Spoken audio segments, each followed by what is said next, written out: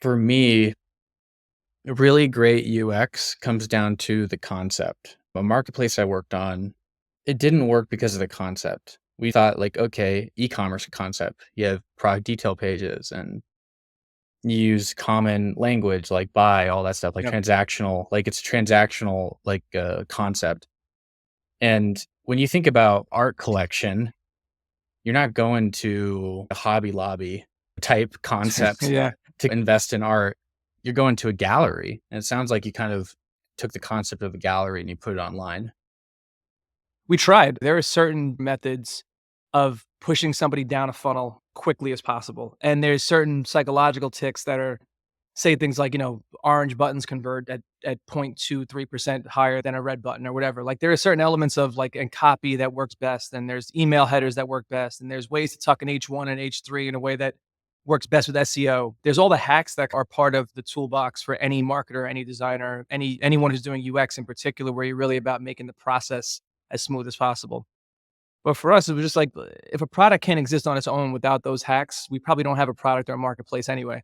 Mhm. So, we took the risk early on in saying, let's make this as pretty as we can and make it as useful as we can. We'll point them in a direction, but I'm not trying to create this direct to consumer funnel that gets somebody to accidentally make a purchase and now we got them. That was never the goal. I think a lot of products that come out now, it's almost like it's like the long con where like, God damn, man, I just bought this. Why did I get 35 emails and 30 texts and I can't unsubscribe at this point? If I want to use the discount code, I got to give you my new phone number. It's just like a nonstop flow of gotcha moments. And we try to avoid doing any of those because a gallery, like you said, if you walk into any gallery in Soho or in Chelsea or anywhere in New York, they're not on top of you telling you to buy something. If you have any questions, let me know. I think that we've always taken that approach is more like if you have questions, let us know. If not, you're an adult. I trust you to navigate yourself through this app and find something that you want.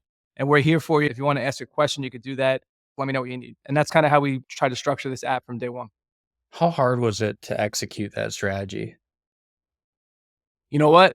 We got super lucky. It was easy because the money was free. Like VC money was free in 2017. So Caught like the by the time we wave. had a demo, Yeah. that's it. Yeah, we caught it. You need an element of luck no matter what. We definitely Yeah. caught that wave.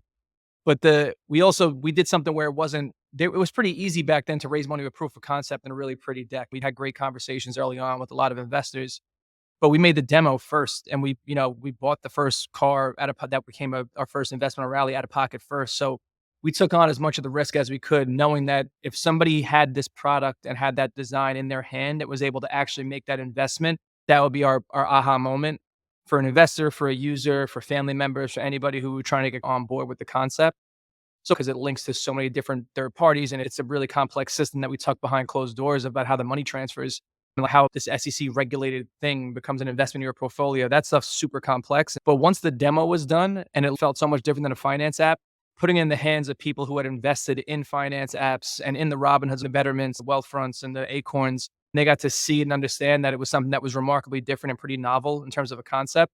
It got easier to tell the story. Same thing happened with the first 200, 300 users as well. It felt so different and it was kind of done at that point too. So it wasn't like a hacky MVP that we were hoping for the best on. We kind of put the money in and put the time in and for 6 months just built it. And that was the risk of hoping that it worked out. Money being really, really easier to come by back then definitely helped, but having the demo version of the product start to finish that looks so different was a differentiator for us.